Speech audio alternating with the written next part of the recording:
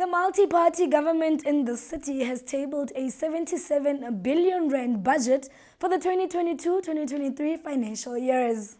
Under the theme The Golden Repair for Joburg, MMC Julie Sadibi unpacked what the city is calling a practical and inclusive budget. Our financial governance and health was assessed as sound, and our budget is funded.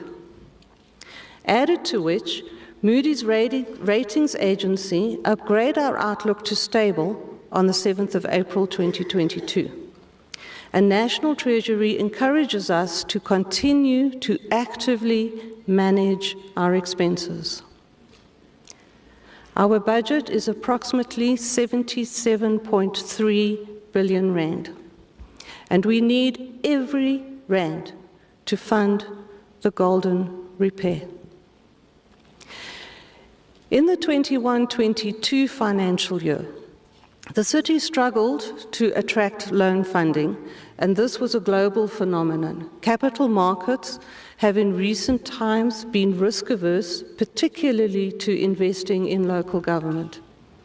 The Auditor General found that 1 in 4 municipalities in South Africa face financial ruin, and irregular expenditure has reached a conservatively calculated 26 billion rand in the past financial year. Councillors had an opportunity to debate the budget, and while some welcomed it, I think as Action SA, obviously being part of the coalition government, we had a very big part in actually coming up with a budget, discussing with all the 9 other coalition partners that are part of this government.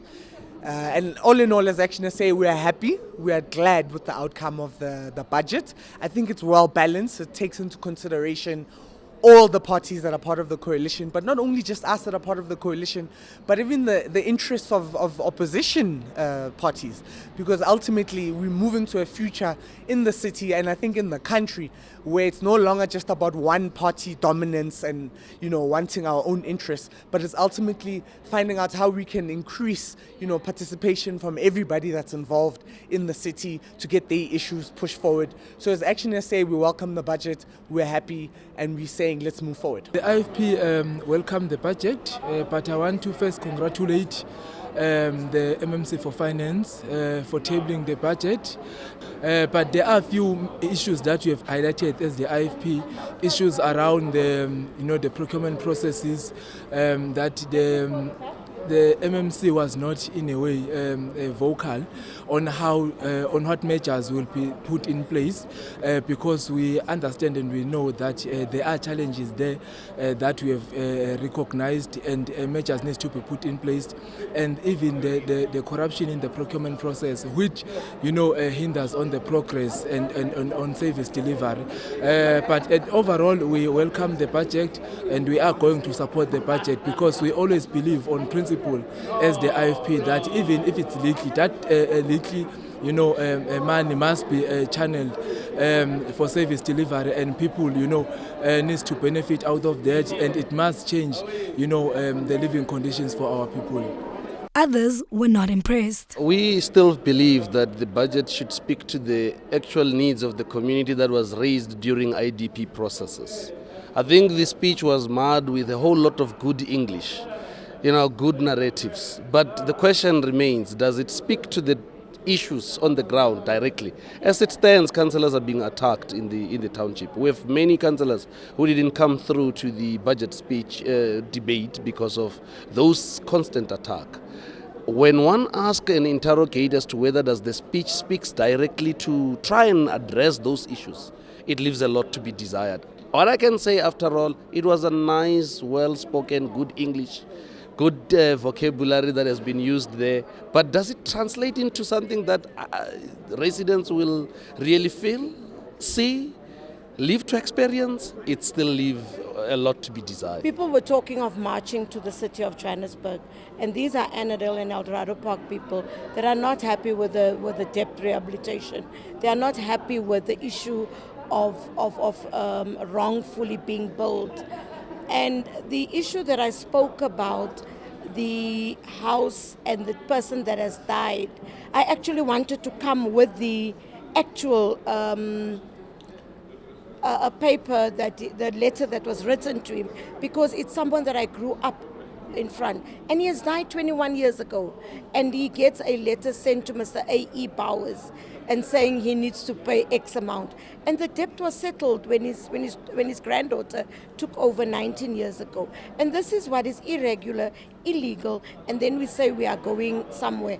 Why don't we first deal with our billing system and then come back and allow people to do the right thing? The MMC then responded to various political party reactions.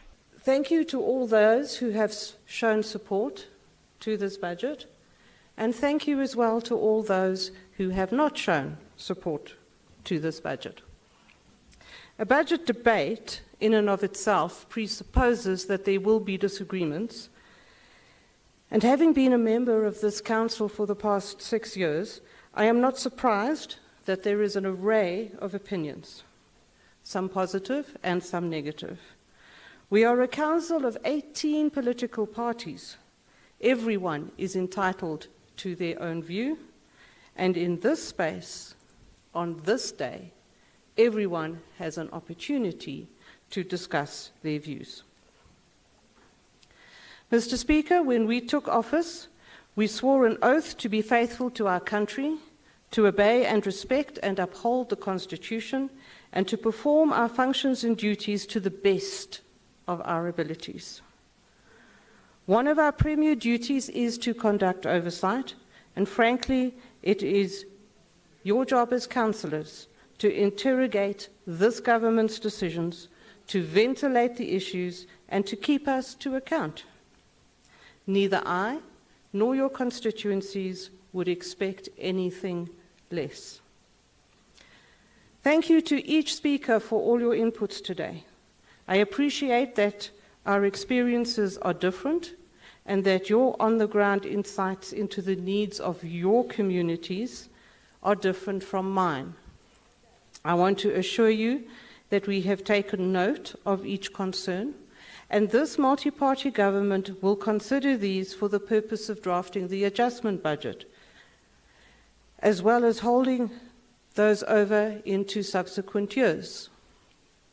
And if you have any further requests, please note that the email address coj.budget2022@gmail.com is still open. Submit your issues and we will take note of them. One of the effects of the COVID-19 pandemic was that the election was held much later in the year than usual, causing extreme time constraints on the budgeting process.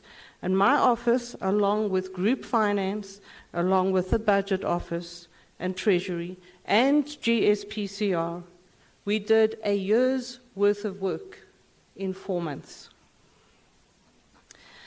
As I expressed in my speech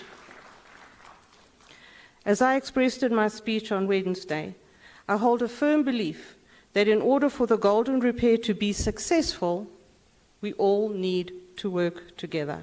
Politicians, officials, and our residents. What value does your brand, product, or service bring to the citizen, visitor, or investor in the Greater Joburg region? Let's tell your story right here on Joburg Today. No matter how big you are or which sector you serve, we have a solution for you. Joburg Today, essential, relevant, authentic, delivering the very best of you to your audience.